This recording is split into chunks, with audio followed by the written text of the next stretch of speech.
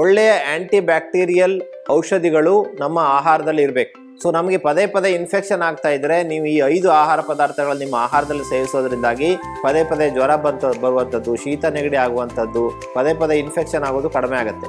ಪ್ರತಿ ಸಲ ಆಂಟಿಬಯೋಟಿಕ್ ತೆಗೆದುಕೊಂಡ್ರೆ ಒಳ್ಳೆ ಬ್ಯಾಕ್ಟೀರಿಯಾಗಳೆಲ್ಲ ನಾಶ ಆಗ್ಬಿಡುತ್ತೆ. ಹಾಗಾಗಿ ಮೊದಲನೇದಾಗಿ ಪ್ರೋಬಯೋಟಿಕ್, ಮಜ್ಜಿಗೆ, ಮೊಸರು ಇರ್ಬೋದು, ಜಾಸ್ತಿ ಹಣ್ಣುಗಳಿರ್ಬೋದು, ಪ್ರೋಬಯೋಟಿಕ್ ಅನ್ನು ತೆಗೆದುಕೊಳ್ಬೇಕು. ಇನ್ನು ಟರ್ಮರಿಕ್ ಅಲ್ಲಿ ಅರಿಶಿಣದಲ್ಲಿರುವಂಥ ಕರ್ಕ್ಯುಮಿನ್ನು ಬ್ಯಾಕ್ಟೀರಿಯಾವನ್ನು ಕೊಲ್ಲುವಂಥ ವಿಶೇಷವಾದ ಶಕ್ತಿಯನ್ನು ಹೊಂದಿದೆ. 1 ಚಮಚ ಶುದ್ಧವಾದ ಅರಿಶಿನ ಪುಡಿಯನ್ನು ಹಾಲಲ್ಲಿ ಹಾಕಿ ಕುಡಿಯುವಂಥ ಅಭ್ಯಾಸ ನೀವು ಮಾಡಿಕೊಂಡ್ರೆ ಖಂಡಿತವಾಗಿ ನಿಮಗೆ ಅನುಕೂಲ ಆಗುತ್ತೆ. ಸೊ ಇನ್ನು ಅಲೋವೆರಾ ವೈಜ್ಞಾನಿಕವಾಗಿ ಸಾಬೀತಾಗಿದೆ ಸೂಕ್ಷ್ಮಾಣು ಜೀವಿಗಳನ್ನು, ಬೇಡದೇ ಇರುವಂತಹ ಸೂಕ್ಷ್ಮಾಣು ಜೀವಿಗಳನ್ನು ಕೊಲ್ಲುತ್ತೆ ಅಂತ ಹೇಳಿ.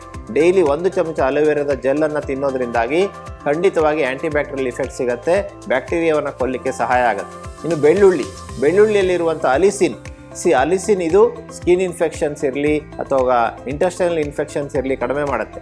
ಸೊ ಈ ಒಂದು ಇನ್ಫೆಕ್ಷನನ್ನು ಕಡಿಮೆ ಮಾಡಲಿಕ್ಕೆ ಬೆಳ್ಳುಳ್ಳಿ ತುಂಬ ಸಹಾಯ ಮಾಡುತ್ತೆ. ಆ್ಯಪಲ್ ಸಿಡರ್ ವಿನೆಗರ್ ಕೂಡ ಇನ್ಫೆಕ್ಷನ್ನ ಕಡಿಮೆ ಮಾಡುತ್ತೆ. ದಿನಕ್ಕೆ 1 ಸಲ 1 ಗ್ಲಾಸ್ ನೀರಿಗೆ 1 ಚಮಚ ಆ್ಯಪಲ್ ಸಿಡರ್ನ ಹಾಕಿ ನಿಧಾನವಾಗಿ ಕುಡಿಯೋದ್ರಿಂದಾಗಿ ಖಂಡಿತವಾಗಿ ಇದು ಕೂಡ ಆ್ಯಂಟಿ ಬ್ಯಾಕ್ಟೀರಿಯಲ್ ಕೆಲಸ ಮಾಡುತ್ತೆ. ನಮ್ಮ ದೇಹದ pH ಅನ್ನು ಕಾಪಾಡಿಕೊಳ್ಳಲಿಕ್ಕೆ ಸಹಾಯ ಮಾಡುತ್ತೆ. ತನ್ಮೂಲಕ ನಮ್ಮ ಇನ್ಫೆಕ್ಷನ್ ಕಡಿಮೆ ಮಾಡುತ್ತೆ.